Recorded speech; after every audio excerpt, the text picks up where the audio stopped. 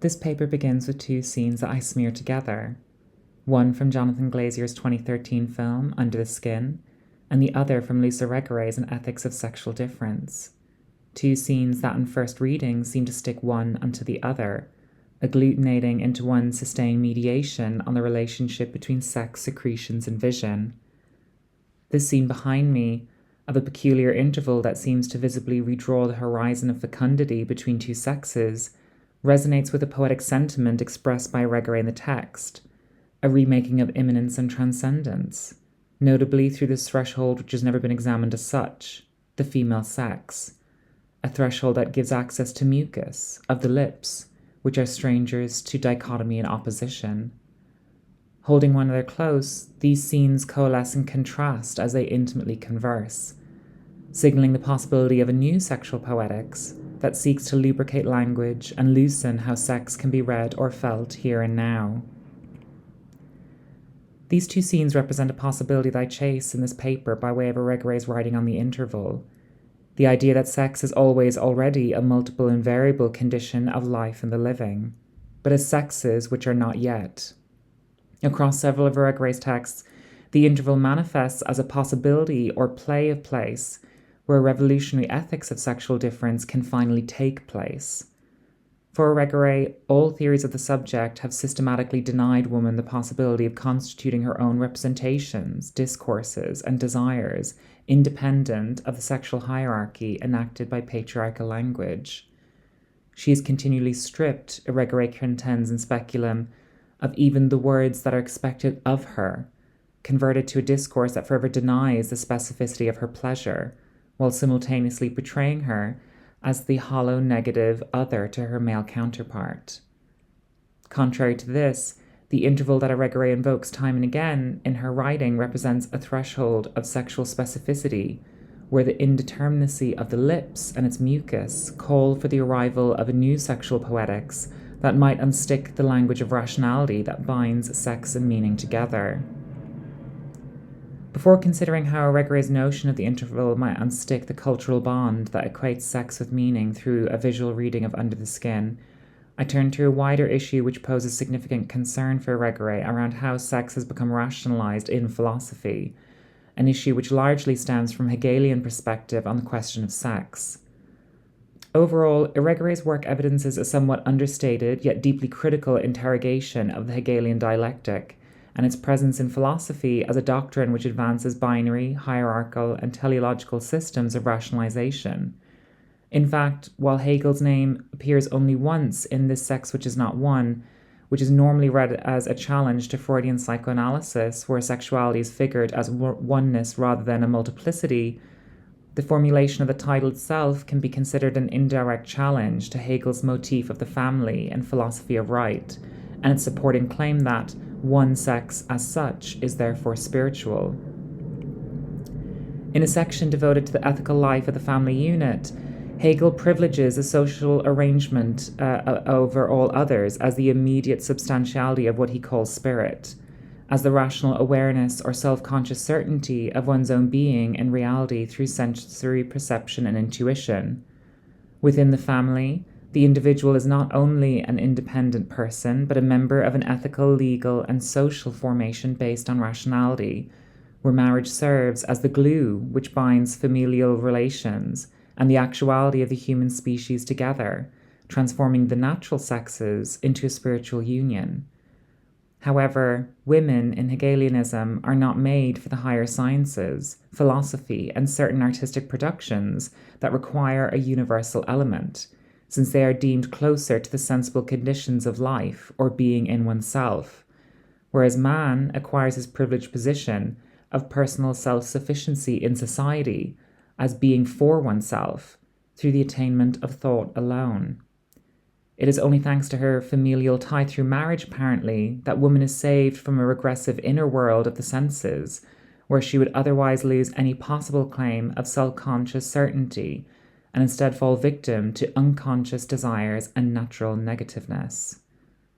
Thus, the family functions as a dialectical relationship in which male and female differences are homogenized into one solitary unit that serves the interest of property, material patrimony, and sexual reproduction.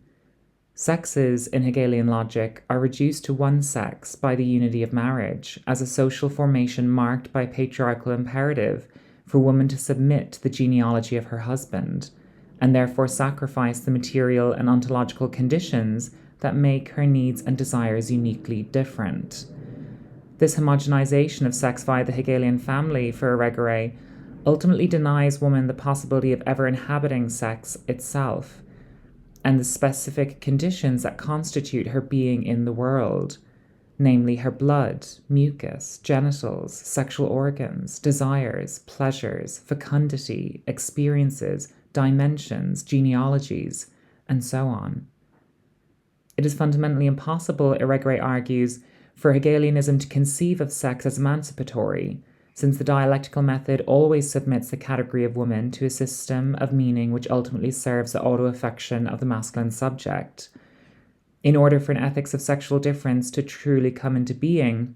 Irigaray argues that we must reconceive not only how we view space and time, but also the philosophical gendering of immanence as feminine and transcendence as masculine. We must constitute a possible place for each sex, body, and flesh to inhabit, she argues, a place that is facilitated by an entrance to and an in-between of form and matter, what Irigaray names as the interval. It should be said that the word place is rather a elusive term in Irigarayan thought, yet it can be loosely defined as the gradual, while always incomplete actualization of each self in relation to a differently sexuate other. Place, for Irigaray, is the not yet of sexual living, to which no value or meaning can be assigned to its fluid actualization for risk of it being displaced by desire, or, better put, by freezing its very moment or movement as desire. Woman is place, according to Irigaray in an ethics of sexual difference, but as a figure unable to constitute within herself the place that she is. In other words, she is never here and now, but rather frozen as an eternal elsewhere from which the desiring subject continually draws his reserves. Thus, she is not definitely on the side of either form or matter, but is instead rendered static between the two by a masculine economy of desire, which positions the maternal feminine as a vessel to receive and welcome life.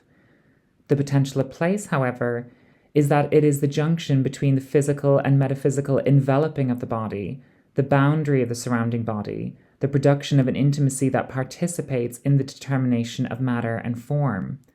Place is not an interval or a thing in of itself, Irigaray tells us. Rather, place permits the thing to be insofar as the thing itself can exist in an outside place. Place, for all intents and purposes, is where the not yet of sex remains a condition of existence, molding itself from one to the other, from the inside to the outside, and from the outside to the inside. The interval, as distinct from place, is an intermediary between not only the boundaries of form and matter, but also the configuration of space and time. In the eroticism of the different senses or thresholds of the body, Irigaray claims, the interval remains in play as place, or the possibility of place, as an interval that is both an entrance and a space between.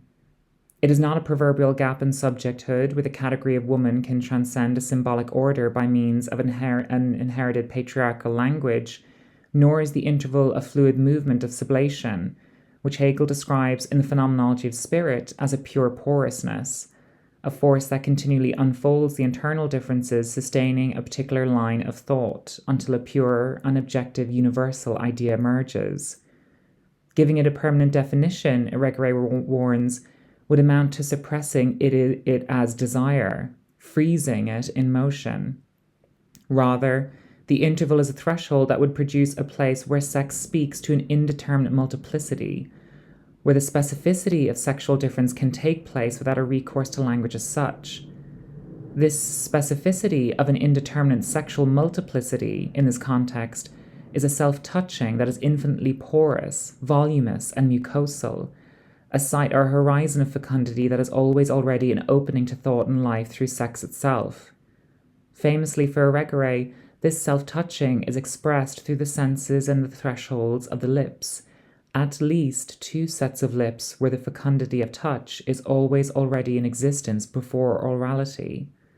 These lips that speak together, and Eregere is careful not to specify which, embrace sex before speech, language, and meaning. Together, they commune with one another in the interval that takes place, according to Eregere, through the most intimate and subtle of mucous membranes. Mucus, for Eregere, is a porousness of the body that desire fails to freeze. Instead, it is a fluidity that welcomes the fecundity of self-touch and the exchange of secrets among multiple lips. Thus, the interval as the intermediary between form and matter, space and time, gives place to the most extreme experience of sensation, where one discovers the self in that experience which is inexplicable or inexpressible, yet forms a supple ground of life and language. In order to think through the complex nature of Eregere's register and how the notion of place in the interval might unstick the bond of rationality that equates sex with meaning, I turn to Jonathan Glazier's sci-fi horror Under the Skin, which has already been richly introduced to us in the first day of the conference. While Eregere rarely comments on the medium of film in her writing, the poetic lyricism of her work is highly sensitive to a cinematic register. While any attempt to represent her thinking through moving images might run the risk of freezing the place of a revolutionary ethics of sexual difference, I find myself agreeing with Lucy Bolton in Film and Female Consciousness, that there is some necessity in trying to enunciate a new female symbolic or imaginary through the distinct morphological figurality, gestures, and colors of Eregerean philosophy, of trying to imagine scenes where sex can be figured as a generative condition of life, but as sexes that are not yet, sexes that are always in the process of translating a self-touch that eludes or smears the effects of a language that tries to freeze sex with meaning. Under the Skin, for those who've not seen it, is a deeply evocative and compelling exploration on the relationship between sex, secretions, and vision. Among its many layered associations and translations, the film also presents itself as a story in which sex is not one, in which sex cannot be reified into one distilled essence or substance, but rather in which sex becomes dimensional, voluminous, morphological, and lubricious. It follows an otherworldly being in humanoid form, played by Scarlett Johansson, who drives through the streets of Glasgow and the surrounding countryside in a tired white van, searching for and seducing wayward men. Clearly, it is a film that on the surface twists the expected narrative of predation in the beginning, where men appear to initially be the victims of an ominous plot. However, the film does revisit familiar issues of female sexual vulnerability as it progresses, in which this otherworldly being who is gendered female begins to visibly unravel on screen. What is compelling to consider in this instance is how Under the Skin seems to invoke an Eregerean sexual poetics, which, as I mentioned towards the beginning, redraws the horizon of fecundity between the sexes, where each encounter that takes place between two sexuate beings brings us out of the real world and into a voluptuously abyssal, dark interiority or space, which I would argue tackles the homogenizing force of the Hegelian dialectic head-on, by luxating sex from meaning by a set of lips that are not yet. Under Glazier's directorship, the so-called natural determinacy prescribed to man by Hegel in Philosophy of Right as a sex that is for itself is treated to a deep suspicion by the void in which he finds himself. No words are ever exchanged between the two in these scenes which are multiple. Within this space that plays with the possibility of being a place, there is no imperative for woman to submit to a masculine genealogy or language. Speech, it would seem, is not possible in this interval. Naked, his motivation is made visible to us by his purposeful walk, his swagger, his vertical erect posture, and the erection of his penis, which orientates him towards his desire. She, on the other hand, moves backwards and away from him entirely, not as a sign of deference, but as an act of maintaining the interval between them. The locomotion toward and reduction in the interval, Eregere argues, is the movement of desire. Overcoming the interval is its aim, the cause of its locomotion. In Under the Skin, however, we can see not only a purposeful maintenance of both distance and place between two sexes, we also see a knock-on effect of this interval, a scene where the embodiment of masculine desire becomes mired by some indiscernible liquid or mucus, which I'm going to suggest in a moment actually takes place in the throat. Mucus, as I mentioned, is a fluidity in Epicurean thought that welcomes the translation and fecundity of self-touch, but also maintains a gesture of the not yet, a sexual self-touch that maintains an interval between an ethics of sexual difference and the sublation of sex via the Hegelian dialectic. The dialectical method for Hegel is expressed as an inward movement, a self-engendering and advancing of internal contradictions, before returning into itself as a substantiated concept.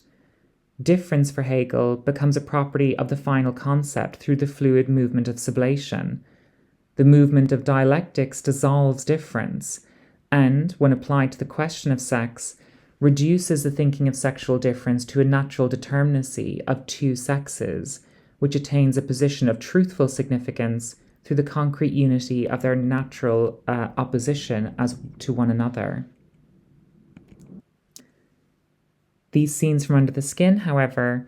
visibly maintain an interval that not only resists the sublation of sex via the Hegelian dialectic, but in doing so maintains the ambiguity of multiple lips. We do not know if this interval here on screen is labial, facial, or somewhere else in between. If this place was a set of lips closer to the face, and if this interval was akin to the vocal cords, then it is possible that this scene can be considered a critique of the very patriarchal language or speech that Epicurean vehemently rejects throughout her work. If, as I suggest, this scene of sexual difference might take place in the interval beyond the lips of the face, then I might suggest that this figure of masculine desire on screen is treated to the subversive phonemic stress of a glottal stop, which takes place in the throat prior to conveyance of meaning through speech. A glottal stop is a type of consonant sound, a gl or cl, that is produced when speaking by a forceful closing and reopening of the vocal cords when the air of the lungs is released with force. In Glas, Derrida writes persuasively about the subversive nature of the gl effect that performs an angular slash of opposition in the throat. The glottal stop of the gl sound, Derrida writes in Glas, tears the body, sex, voice, and writing from the logic of consciousness and representation that guides Hegelian dialectics. By gargling on the wet, thin layer of mucus which maintains the vocal cords as a source of speech production, gl performs a death effect that remarks the progressive and teleological work of sublation from within. Gl obstructs the airways in advance of speech, that exposes the speaking subject to the thrill or fear of a gentle choking in the moment of vocalization. Gl facilitates an unconscious strangulation, which exposes language to a frightful mystery, an indiscernible yet irrepressible secret or secretion that causes the speaking subject to physically tremble in anticipation. Gl, for Derrida, is not a property of the tongue or throat. It does not belong to speech as such. Rather, it is an event, an encounter between muscle, skin, flesh, fluid, and mucus that hoists the tongue before the procedural work of sublating sound into meaning. It can be heard as an audible gurgling that echoes from down below, as if someone was gargling or suffocating on the intrusive arrival or extruded presentation of wet saliva, sperm, or milk.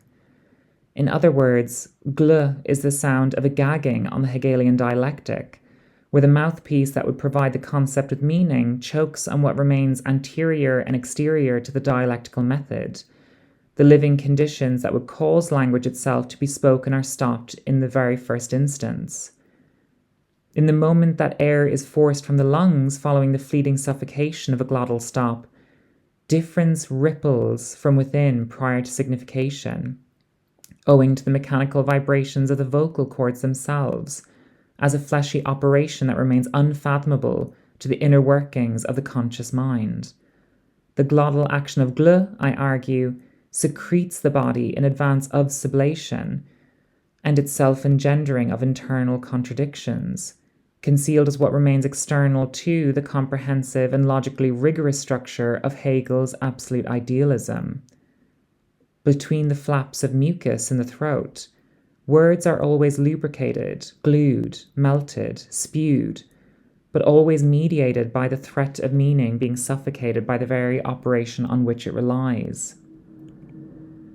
These scenes of the interval in Under the Skin, as I see it, ironically positions the figure of masculine desire dissolving in the moment before vocalization,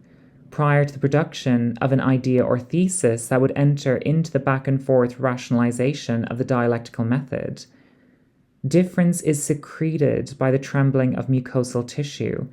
as an impression or feeling that is registered by the body as a vibration that starts up without warning and fades away before any rational determination or meaning can be attributed to its passing. In a physical sense, difference is secreted as a gliding movement of the tongue and wet vibration of the chords, producing an agglutination of sounds and meanings that flow out of the mouth and into language. But also in a poetic sense, it is also secreted, exuded as a resonance or feeling that resists the finality of signification and dialectical synthesis, a stealthy, clandestine, or secretive force that causes the body to tremble in anticipation of the event. In the interval, sex is read or felt as an agglutination of multiple resonances that sustains the variability of life itself, resonances that resist conception and signification,